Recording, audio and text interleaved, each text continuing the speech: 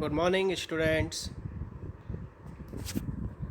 आज हम पार्टनरशिप का सेकंड चैप्टर लेकर आपके लिए प्रेजेंट हुआ हूँ मैं आज, जिसका नाम है गुडविल। इस चैप्टर के अंदर हम गुडविल का मीनिंग, उसकी कुछ डेफिनेशंस, उसके टाइप्स, उसकी रिक्वायरमेंट क्यों पड़ती है, उसके अलग अलग मेथड्स क्या हैं कैलकुलेशन के, उन सब चीज़ों के बारे में इस वीडियो में हम डिस्कस करने वाले हैं। इससे पहले के जो चैप्टर था उसके लिए हम पहले ही ऑलरेडी लेक्चर बना चुके हैं, आप उनको वीडियो देख सकते हैं।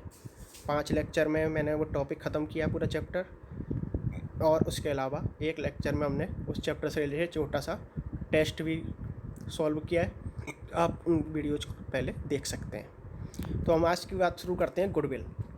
गुडविल का मीनिंग आपने 11th में पढ़ा हुआ है, फिर भी मैं आपको एक बार इसका मीनिंग बता देता हूँ कि गुडविल का मतलब होता है कि किसी बिजनेस को करने से, जो उस बिजनेस के प्रोडक्ट की वजह से या उसकी सर्विसेज की वजह से जो जो वो उसका नाम, जो ब्रांड नेम होता है, वो एक फेमस हो जाता है, तो उसे उस कंपनी या ब्रांड की गुडविल कहा जाता है। ठीक है, तो जैसा यहाँ पे कह रहता है कि मीनिंग की हम बात करें तो ये कह रहा है a well established business developed an advantage of good name, reputation and wide business connections.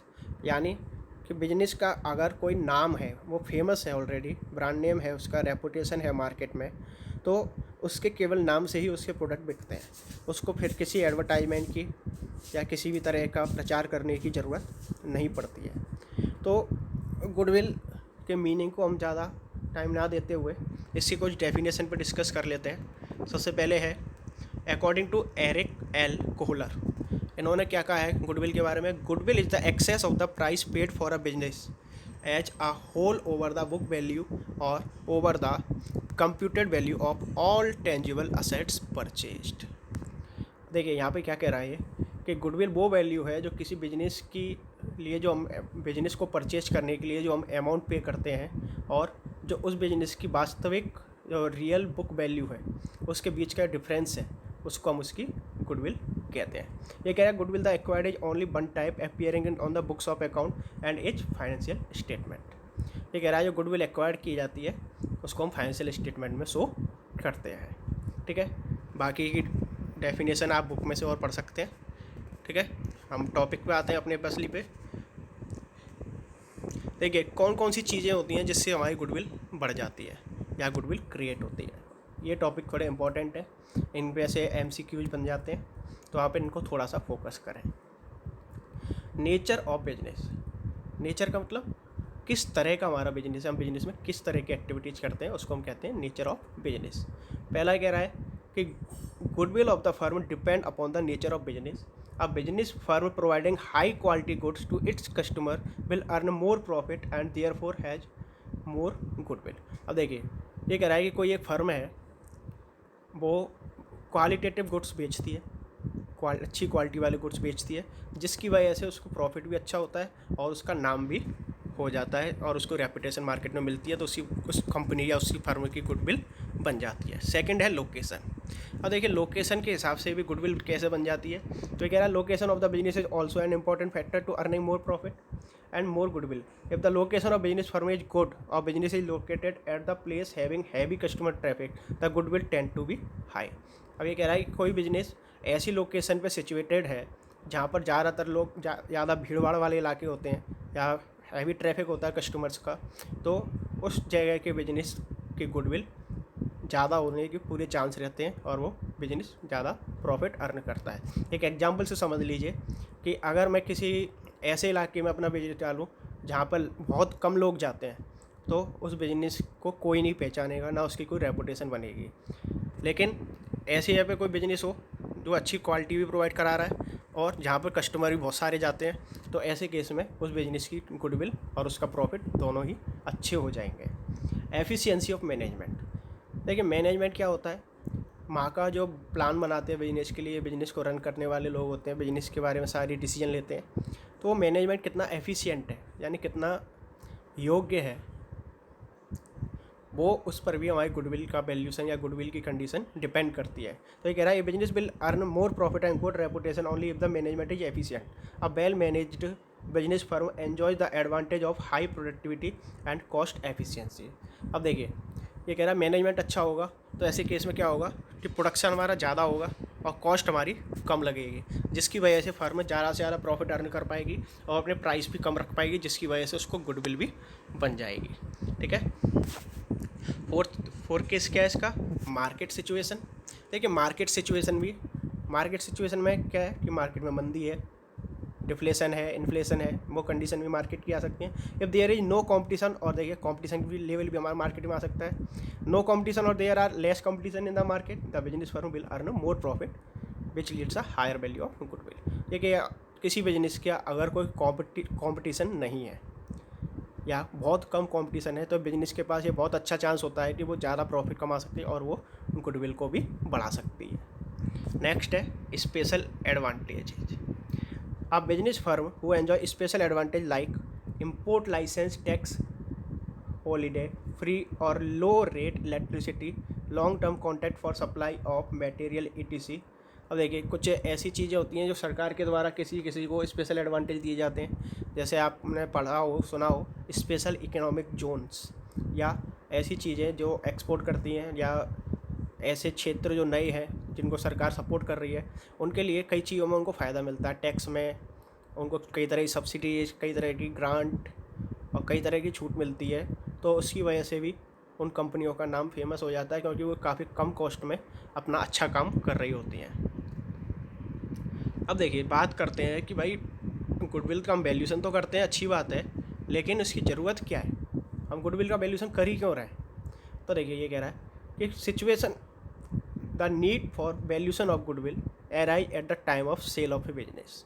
देखिए अगर हमको अपना बिजनेस बेच रहे हैं, ठीक है, बिजनेस को हम बेच रहे हैं, तो ऐसे केस में हमारा बिजनेस की अगर फेमस है तो दूसरा जब खरीद रहा है हमारे बिजनेस को, उसको हमारे नाम का फ़ायदा मिलने वाला है, तो उसके लिए हमें वो वैल्यू भी उससे कलेक्ट करनी पड़ेगी। इसके अलावा कह रहा है, whenever the mutual right of the partner changes then party will makes a sacrifice must be compensated. यानी देखिए कोई पार्टनर है फर्म का, तो कोई नया पार्टनर आ रहा है या कोई पार्टनर जा रहा है, तो उसकी वजह से दूसरे पार्टनरों के राइट में कोई ना कोई चेंज आता है, कभी कभी कोई गेन करता है, कभी कोई सेक्रीफाइस करता है, तो इन सब केसों में हमें गुडविल को कैलकुलेट करने की ज़रूरत पड़ती है।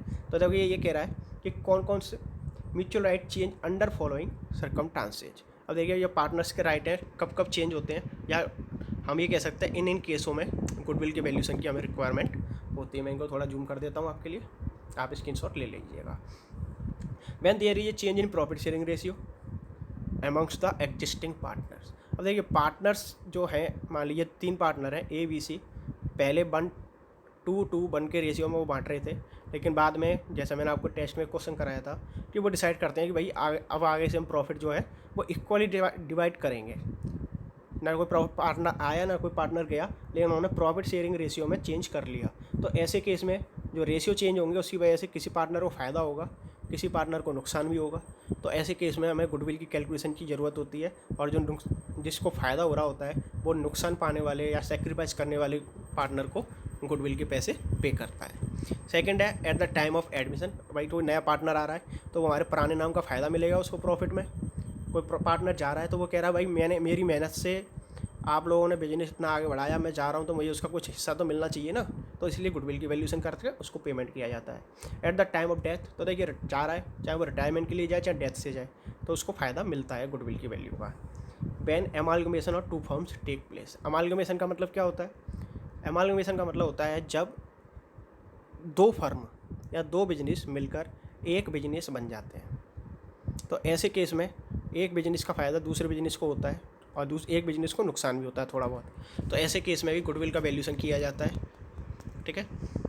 When partnership business is sold, तो जैसा मैंने बताया अभी ऊपर डेफिनेशन में कि कोई बिजनेस हम अपना बेच रहे हैं, तो भाई कितना पैसा लेंगे उसमें हमारे गुडविल भी तो है, तो ऐसे केस में गुडविल का वैल्यूशन हमें करना पड़ेगा। यानी ये मेन 6 केसेज हैं जिन केसों में हमें गुडविल का वैल्यूशन करने की ज़रूरत पड़ती है। अब देखिए मेथड की हम बात करें तो मेथड है हमारे पास 3 तरह के। देखिए यहाँ पे इसको देख लीजिए आप थोड़ा, ये कैलकुलेशन ऑफ गुडविल, इसके लिए हमारे पास है 3 मेथड, ठीक है, average profit method, super profit method और कैपिटलाइजेशन मेथड, ठीक है। तो अब इनको हम 1 बाई 1 तीनों को क्लियर करेंगे। तो अब इधर देखिए, सबसे पहले हम बात करें एवरेज प्रॉफिट की।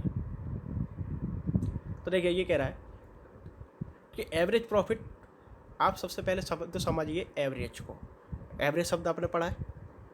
एवरेज का मतलब होता है कि कुछ जो साल दे रखे हैं आप लोगों को, कुछ सालों का प्रॉफिट दे रखा होगा, उन सभी ईयर्स का आप प्रॉफिट जो है या लॉस है उनको आप कंबाइन करके और जितने साल उनका एवरेज निकाल दीजिए, तो उसको हमारा कहते हैं एवरेज प्रॉफिट, ठीक है। और उसके बाद क्वेश्चन में आपको दे रखा होगा, देखिए जैसा यहाँ पर हम दे सकते हैं, स्टेप्स हैं कैलकुलेटिंग ऑफ एवरेज प्रॉफिट के, आप इसका स्क्रीनशॉट ले लीजिए, मैं आपके लिए बिल्कुल सीधा कर दिया इसको। तो देखिए सबसे पहले कह रहा है calculate the adjusted profits. Adjusted profits क्या होते हैं भाई? आप जब प्रॉफिट की कैलकुलेशन कर रहे हैं तो उसमें कुछ एबनॉर्मल प्रॉफिट और एबनॉर्मल लॉस भी शामिल होते हैं। अब ये एबनॉर्मल प्रॉफिट और लॉस क्या होते हैं वो भी समझ लीजिए थोड़ा सा यहाँ पे, कि एबनॉर्मल प्रॉफिट या लॉस उनको कहा जाता है जो बिजनेस की नॉर्मल एक्टिविटीज़ से नहीं होते हैं। जैसे कोई चोरी हो गई, या कोई गलती से हमने गलती से कोई खर्चे को हमने लेस कर दिया, उसको हमें एडजस्ट करना पड़ेगा। यानी जो भी चीज़ें हैं जो एक्चुअल प्रॉफिट हमारा शो नहीं कर रही हैं, उन सब चीज़ों का हम एडजस्टमेंट करेंगे। वो मैं आपको जब इसके न्यूमेरिकल कराऊंगा तब आपको मैं समझा दूंगा। तो देखिए सबसे पहले हमें क्या करना है एडजस्टेड प्रॉफिट निकालने के लिए, add non recurring losses and non business expenses, यानी ऐसे लॉस या ऐसे एक्सपेंसेज जो बिजनेस से रिलेटेड नहीं है लेकिन हमने P&L में माइनस कर दिए प्रॉफिट निकालते समय, तो उनको हम वापस ऐड करेंगे, ठीक है। Add recurring income and gains, ऐसी इनकम या गेंस जो हमारे बिजनेस से रिलेटेड है लेकिन हम उनको इंक्लूड करना भूल गए, तो उनको हम वापस प्रॉफिट में ऐड कर देंगे। तो देखिए यहाँ पे 2 चीज़ें आप कंफ्यूज हो रहे होंगे, मैं आपको दोबारा बता देता हूँ कि ऐसे खर्चे या लॉस जो हमारे बिजनेस से रिलेटेड नहीं थे फिर भी हमने अपने P&L में दिखाए और उनको माइनस कर दिया था इनकम में से, तो उनको तो हम वापस ऐड कर देंगे ताकि उनका इफेक्ट ख़त्म हो जाए। लेकिन दूसरी चीज़ है ऐसी इनकम जो बिजनेस से रिलेटेड तो थी लेकिन हमने उसको P&L में शामिल नहीं किया था, तो उनको भी हम ऐड करेंगे क्योंकि हमारी इनकम उससे बढ़नी है। थर्ड ये कह रहा है डिडक्ट नॉन रेकरिंग इनकम, और कोई ऐसी इनकम हमने P&L में डाल दी है जो बिजनेस से रिलेटेड नहीं थी, ठीक है, तो उस इनकम को हम माइनस कर देंगे। और ऐसा कोई खर्चा हो, जैसे कह रहा fourth direct recurring expenses and losses, तो ऐसे खर्चे और लॉस जो हमारे बिजनेस से रिलेटेड तो थे लेकिन उनको हम माइनस करना भूल गए, तो अब हम माइनस कर देंगे, ठीक है। जो भूल गए उनकी सही कंडीशन जो है वो हम करेंगे। जैसे इनकम डालना भूल गए तो इनकम को हम ऐड करेंगे, लॉस लिखना भूल गए तो लॉस को माइनस कर देंगे। लेकिन हमने उल्टा कर दिया, जो लॉस रिलेटेड नहीं थे फिर भी हमने उनको डाल दिया तो उन्हें वापस ऐड कर देंगे, और ऐसी इनकम जो रिलेटेड नहीं थी उनको वापस माइनस कर देंगे ताकि हमारा इफेक्ट ख़त्म हो जाए। तो ये तो बात हुई एडजस्टेड प्रॉफिट की। अब बात करें हम एवरेज प्रॉफिट की, स्टेप 2, इसका भी आप स्क्रीनशॉट ले लीजिए। जैसे देखिए विद एग्जांपल समझाया मैंने इसमें। एवरेज प्रॉफिट का फॉर्मूला क्या होता है? Adjusted profit divided by number of years, यानी जितने ईयर्स का वो प्रॉफिट का एवरेज लिखने के लिए बोलेगा आपसे क्वेश्चन में, उन सभी ईयर्स का प्रॉफिट को आप ऐड करेंगे और उसमें कोई लॉस है बीच में तो उस लॉस को आप उसमें से माइनस कर देंगे। जैसे देखिए क्वेश्चन से समझ लीजिए, profit of a business for last 3 years were 2012, 13 और 14, 3 सालों का आपको दिया है ₹60,000। अब देखिए यहाँ पे एडजस्टमेंट का भी आपका आ गया क्वेश्चन, तो आप यहीं पे समझ लीजिए इसको, बाद में हम रिवीजन भी कर लेंगे इसका। सबसे पहले कह रहा है कि ईयर 2012 में ₹60,000 था प्रॉफिट हमारा, जिसमें कह रहा है after charging abnormal loss of ₹20,000। तो देखिए मैंने आपको बताया था एबनॉर्मल लॉस हमारे बिजनेस का लॉस नहीं माना जाता, तो हम क्या करेंगे एडजस्ट प्रॉफिट करने के लिए 20,000 को वापस 60,000 में ऐड कर देंगे। 2013 में क्या हुआ? ₹1,00,000 इंक्लूडिंग एबनॉर्मल गेन ऑफ 60,000। अब मैंने बताया था ऐसी इनकम जो हमारे बिजनेस से रिलेटेड नहीं है तो उसको हम क्या करेंगे माइनस कर देंगे। तो 1,00,000 में 60,000 माइनस करेंगे तो कितना आएगा? 40,000 आ जाएगा, ठीक है। नीचे देखते जाइए आप सॉल्यूशन की तरफ। थर्ड है year 2014 ₹2,00,000 excluding ₹80,000 as manager salary. अब देखिए ये कह रहा है 2 लाख रुपए का प्रॉफिट था लेकिन उसमें हमने मैनेजर की सैलरी जो 80,000 थी वो शामिल नहीं की है। लेकिन मैनेजर की सैलरी तो हमारे बिजनेस का खर्चा होता है भाई, देनी है।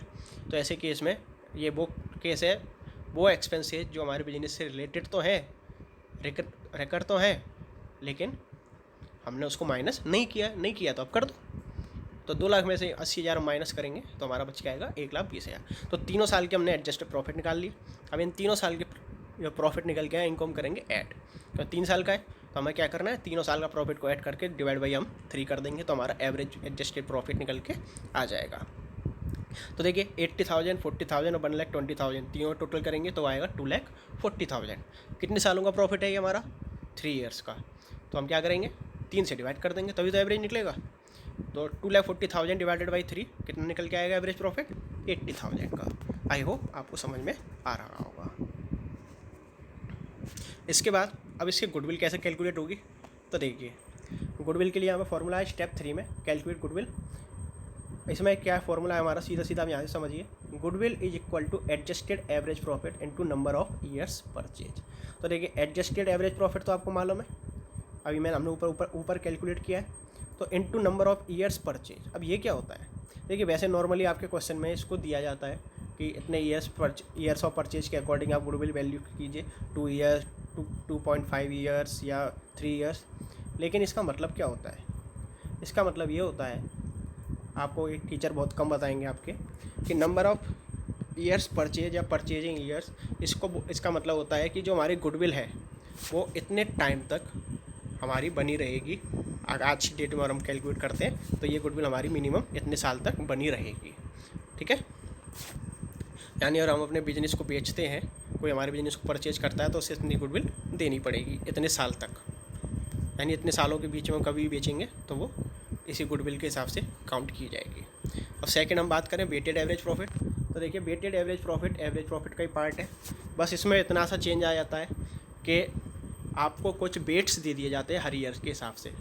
जैसे फर्स्ट ईयर के लिए आपको दे दिया 1, सेकेंड के लिए 2, 3, 4, 5, जैसे भी ईयर हो तो उसके हिसाब से हम पहले वेट्स कैलकुलेट करेंगे और जो हमारा प्रॉफिट्स हैं और उसमें एडजस्टमेंट की ज़रूरत है तो एडजस्टमेंट करेंगे, नहीं तो सीधा जो प्रॉफिट है उस प्रॉफिट को, हर ईयर के प्रॉफिट को उस साल के लिए जो हमने वेट रखा है, वेटेज दिया है जो हमने उसके लिए, तो उस वेटेज के साथ उसको मल्टीप्लाई कर देंगे। जैसे मान लीजिए फर्स्ट ईयर का प्रॉफिट अभी ऊपर था हमारे पास, यहाँ देख लेते हैं हम थोड़ा सा, 80,000, तो 80,000 इंटू 1, दूसरा था 40,000 इंटू 2, जो भी वेट होंगे उस वेट से हम मल्टीप्लाई कर देंगे तो हमारा प्रोडक्ट निकल के आ जाएगा। उस प्रोडक्ट को हम टोटल करेंगे और प्रोडक्ट को हम टोटल करने के बाद क्या करेंगे, ये कह रहा weighted average profit total of product divided by total of weights. तो जो भी वेट होंगे, 3 साल का है तो 1, 2, 3, 5 साल का है तो 1, 2, 3, 4, 5, इनका टोटल कर लो। 1, 2, 3 का टोटल करेंगे तो आएगा 6, 5 तक करेंगे तो टोटल आएगा 15। तो जैसी भी कंडीशन होगी उससे हम प्रोडक्ट के टोटल को डिवाइड कर देंगे तो हमारा वेटेड एवरेज प्रॉफिट निकल के आ जाएगा। उससे आप गुडविल जैसे ऊपर की थी हमने सेम कर देना है, जैसे weighted average profit into agreed number of years purchase. ठीक, तो ये तो बहुत आसान मेथड था, ठीक है, लेकिन क्वेश्चंस में बहुत ज़्यादातर पूछा जाता है। सेकंड है हमारा सुपर प्रॉफिट मेथड। अब देखिए इसमें थोड़ी सी कैलकुलेशन ज़्यादा है, इसमें हमारा एक प्रॉफिट से काम नहीं चलेगा, इसमें हमें 2 तरह के प्रॉफिट पर फोकस करना पड़ता है। इसमें एक तो हमारा वो ऊपर वाला एवरेज प्रॉफिट है आपका जो हमने अभी पढ़ा, दूसरा हमारा शब्द यूज किया जाता है नॉर्मल प्रॉफिट। तो देखिए पहले इन सबको जो इसके टर्म्स हैं इनको हम क्लियर करते चलते हैं ताकि आपको फॉर्मूला समझने में दिक्कत ना आए। ठीक है, तो सुपर प्रॉफिट में हम क्या करते हैं, एवरेज प्रॉफिट आपको मालूम है, पहले समझते हैं नॉर्मल प्रॉफिट को। नॉर्मल प्रॉफिट का आपको क्वेश्चन के अंदर एक परसेंटेज दिया जाएगा, रेट दिया जाएगा। तो नॉर्मल प्रॉफिट का मतलब क्या होता है कि नॉर्मल प्रॉफिट उस प्रॉफिट को बोला जाता है कि जितना प्रॉफिट हमारे जैसा बिजनेस करने वाली दूसरी फर्म अर्न कर रही है, उस प्रॉफिट को हम कहते हैं नॉर्मल प्रॉफिट। जैसे मान लीजिए कि कोई एक्स लिमिटेड है, ठीक है, उसके जैसा बिजनेस करने वाली वाई लिमिटेड भी है, सेम उसका साइज है लगभग, तो वो 10%, वो कहते हैं 10% का प्रॉफिट वो अपनी सेल पे अर्न कर लेती है। तो हम क्या कहेंगे, हमारे जैसे बिजनेस को करने का नॉर्मल प्रॉफिट का रेट है वो 10% है। ठीक है, तो वो क्वेश्चन में आपको गिवन होगा। ठीक है, तो आपको क्या करना है, सबसे पहले आपको एवरेज प्रॉफिट निकालना है। क्वेश्चन में दे रखा हो तो बहुत अच्छी बात है, नहीं है तो आप निकाल सकते हैं ऊपर वाले मेथड से। दूसरा नॉर्मल प्रॉफिट भी आप कैलकुलेट कर लेंगे, परसेंटेज आपको दे रखी होगी, उसको कैपिटल पे अप्लाई कर देना, उससे आपका नॉर्मल प्रॉफिट आ जाएगा। तो फिर हम क्या करेंगे, अब देखिए फॉर्मूला पे आ जाइए यहाँ। Super profit is equal to average profit minus normal profit. ठीक है, नॉर्मल प्रॉफिट का फॉर्मूला देखिए क्या कह रहा है, इन्वेस्टमेंट या capital employed into normal rate of return. तो नॉर्मल रेट ऑफ रिटर्न ये वही है जो मैं आपको बताया, और डिवाइड बाई 100। तो कैपिटल एम्प्लॉयड क्या होती है वो आप समझ लीजिए। कैपिटल एम्प्लॉयड का मतलब होता है यहाँ पे जो कैपिटल है पार्टनर्स की टोटल, प्लस जो रिजर्व दे रखा है, कोई रिजर्व हुआ क्वेश्चन के अंदर और कोई प्रॉफिट दे रखा हो, तो उन सबको हम जोड़ देंगे तो हमारी कैपिटल एम्प्लॉयड निकल के आ जाएगी। या दूसरा मेथड आप अप्लाई कर सकते हैं, टोटल असेट्स में से आप आउटसाइडर्स लायबिलिटी माइनस कर दीजिए। ठीक है, तो उसके भी हमारी कैपिटल एम्प्लॉयड निकल के आ जाएगी। ठीक है, उसके बाद हमें क्या करना है, सुपर प्रॉफिट में गुडविल फिर उसी मेथड से निकल के आ जाएगी आपकी। सुपर प्रॉफिट निकलने के बाद super profit into number of years purchase. ठीक है, वो हम यहाँ पे लिखना भूल गए, कोई बात नहीं, आप उसको सुपर प्रॉफिट इनटू ऊपर वाला जो फॉर्मूला है उसमें नंबर ऑफ ईयर्स परचेज से मल्टीप्लाई कर दीजिए तो आपका गुडविल निकल के आ जाएगी। ठीक है, इनमें बीच में डिफरेंस क्या दोनों में, तो चलो देख लेते हैं इसको भी थोड़ा सा मेथड में। ये कह रहा है this is the average of last few years profit divided by number of years. यानी ये जो एवरेज प्रॉफिट मेथड में हम एवरेज लेते हैं पिछले कुछ सालों का, यानी सुपर प्रॉफिट में this is the excess of average profit over normal profit. यानी ये जो सुपर प्रॉफिट होता है ये एवरेज प्रॉफिट कितना ज़्यादा है नॉर्मल प्रॉफिट से उसकी अमाउंट होती है। सेकंड कह रहा है calculation of goodwill average profit into number of years purchase average profit method में, और सुपर प्रॉफिट में super profit into number of years purchase, जैसे मैं आपको बता चुका हूँ। ठीक है, ऊपर हमने नहीं लिखा था लेकिन यहाँ पे शामिल ये हो गया है। इसके बाद हम बात करें कैपिटलाइजेशन मेथड की। देखिए इस मेथड में आपको मैं केवल समझाऊंगा, और जो इसके बाद जो वीडियो आएगी उसमें मैं आपको गुडविल से रिलेटेड कुछ न्यूमेरिकल्स कराने वाला हूँ तीनों मेथड्स के, इसके कुछ थ्योरी भी आपको कराऊंगा उसमें। ठीक है, आज ही हम इस चैप्टर को ख़त्म कर देंगे, छोटा चैप्टर है इसलिए ज़्यादा टाइम नहीं लगाएंगे इसमें। Capitalization method. अब देखिए कैपिटलाइजेशन का मतलब होता है कि जो आपका प्रॉफिट है और जो नॉर्मल रेट ऑफ रिटर्न है उसके हेल्प से आपकी कैपिटल कितनी होनी चाहिए उसको हम कहते हैं कैपिटलाइजेशन मेथड। जैसे देखिए यहाँ पे कह रहा है in this method capitalize value of firm is calculated on the basis of normal rate of return. Difference between the capitalize value and actual capital employed is called goodwill. यानी हम rate के आधार पे, नॉर्मल रेट के आधार पे जो हमारा profit हो, चाहे वो एवरेज प्रॉफिट हो चाहे सुपर प्रॉफिट हो, उनके बेसिस पे हम कैपिटलाइज्ड वैल्यू कैलकुलेट कर लेते हैं, और कैपिटलाइज्ड वैल्यू कैलकुलेट करने के बाद जो एक्चुअल कैपिटल है या कैपिटल एम्प्लॉयड है उसको उसमें से माइनस कर देते हैं, तो जितना पैसा बचता है वो हमारी गुडविल होती है। चलिए इसका वो देख लेते हैं। दो तरह से हो सकता है, जैसे मैंने बताया कैपिटलाइजेशन ऑफ एवरेज प्रॉफिट भी हो सकता है और कैपिटलाइजेशन ऑफ सुपर प्रॉफिट भी हो सकता है। ठीक है, तो इस मेथड में हम क्या करते हैं, एवरेज प्रॉफिट निकालते हैं और आपको नॉर्मल रेट ऑफ रिटर्न दे रखा होगा क्वेश्चन के अंदर। ठीक है, और कैपिटल फर्म की या कैसेट्स वगैरह दे रखी होंगी। चलिए इसके स्टेप के बात कर लेते हैं। तो देखिए सबसे पहले कह रहा है first of all find out the average profit on the basis of last, जैसे हमने फर्स्ट मेथड में किया था आप कर लेंगे। सेकंड है capitalize the average profit on the basis of the normal rate of return. अब देखिए कैपिटलाइज कैसे करोगे, एवरेज प्रॉफिट इंटू 100, समझिए इस फॉर्मूले को, एवरेज प्रॉफिट इंटू 100, ये जो डार्क में आपको दिया हुआ है formula, average profit into 100 divided by normal rate of return. जो सुपर प्रॉफिट में हम मेथड का यूज कर रहे थे कैपिटल में मल्टीप्लाई करने के लिए, अब उससे हम डिवाइड करेंगे एवरेज प्रॉफिट को, तो इससे क्या निकल के आएगा, इससे हमारा निकल के आ जाएगा कैपिटलाइज वैल्यू। इसके बाद हम क्या करेंगे, कैपिटल एम्प्लॉयड, जैसे क्या कह रहा है find out the actual capital employed. तो कैपिटल एम्प्लॉयड के लिए फॉर्मूला मैंने आपको ऊपर बताया था, capital employed is equal to total assets excluding goodwill. अगर फर्म में पहले से ही कुछ गुडविल है उसको हम हटा देंगे टोटल असेट्स में से और माइनस कर देंगे आउटसाइडर्स लायबिलिटीज। यानी आउटसाइडर लायबिलिटीज किसको कहा जाता है, जो फर्म के पार्टनरों से रिलेटेड नहीं है, फर्म के बाहर के लोगों की है, जैसे क्रेडिटर है, बिल्स पेबल है, लोन है, ये सब जो है वो आउटसाइडर्स लायबिलिटी मानी जाती है, तो उनको हम इसमें से लेस कर देंगे। ठीक है, तो कैपिटल एम्प्लॉयड निकल के आ जाएगा। तो अभी जैसे मैंने ऊपर आपको बताया, इसके बाद क्या करना है, कैपिटलाइज वैल्यू जो हमने निकाली ऊपर उसमें से कैपिटल एम्प्लॉयड को माइनस कर दीजिए, तो आपकी जो बची कुछ वैल्यू है वो आपकी हो जाएगी गुडविल। ठीक है, कैपिटलाइजेशन ऑफ सुपर प्रॉफिट इससे थोड़ा सा अंतर है, पहले आपको सुपर प्रॉफिट कैलकुलेट करना पड़ेगा, उसके लिए देखिए मेथड उसके स्टेप देख लीजिए। Calculate capital employed of the firm which is equal to total assets minus outsiders liability. तो देखिए कैपिटल वैल्यू तो आपको निकालनी पड़ेगी, कैपिटल एम्प्लॉयड निकालनी पड़ेगी, बार बार मैं आपको बता रहा हूँ ये बात। सेकंड ये कह रहा है calculate normal rate, normal profit on capital employed. तो कैपिटल एम्प्लॉयड का नॉर्मल प्रॉफिट कैसे निकालते हैं? कैपिटल ऊपर बताया जा चुका है आपको सुपर प्रॉफिट वाले फॉर्मूला में, it capital employed into rate of return, उससे मल्टीप्लाई करेंगे तो हमारा नॉर्मल प्रॉफिट निकल के आ जाएगा। अब क्या करेंगे, एवरेज प्रॉफिट में से नॉर्मल प्रॉफिट को माइनस करेंगे तो सुपर प्रॉफिट आ जाएगा निकल के। तो यहाँ तक तो कोई दिक्कत ही नहीं है, सुपर प्रॉफिट मेथड में हम बात कर चुके हैं ऑलरेडी, ठीक है। अब बात लास्ट स्टेप है, तो हम क्या करेंगे, अब यहाँ पर डायरेक्ट गुडविल निकलती है सुपर प्रॉफिट में। अब यहाँ पर ये नहीं कि हम पहले कैपिटलाइज वैल्यू निकालेंगे, यहाँ पे कैपिटलाइज वैल्यू नहीं निकालनी, यहाँ पर डायरेक्ट गुडविल निकलेगी सुपर प्रॉफिट से। अब वो कैसे है, यहाँ पे ध्यान रखना है, एवरेज प्रॉफिट में पहले हम कैपिटलाइज वैल्यू निकालते हैं, कैपिटल एम्प्लॉयड को उसमें से माइनस करते हैं। लेकिन यहाँ पे क्या है, क्योंकि हम ऑलरेडी नॉर्मल रेट निकाल चुके हैं, उस प्रॉफिट को कम कर चुके हैं, तो इसलिए कैपिटलाइज वैल्यू का यहाँ पे कोई मतलब नहीं है। तो ऐसे केस में फॉर्मूला क्या बनेगा, goodwill is equal to super profit into 100 upon rate of return. Clear?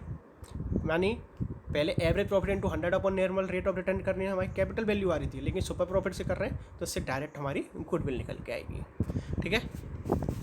That's all. आपको शाम वाली वीडियो में मैं इसके न्यूमेरिकल कराने वाला हूँ, ठीक है।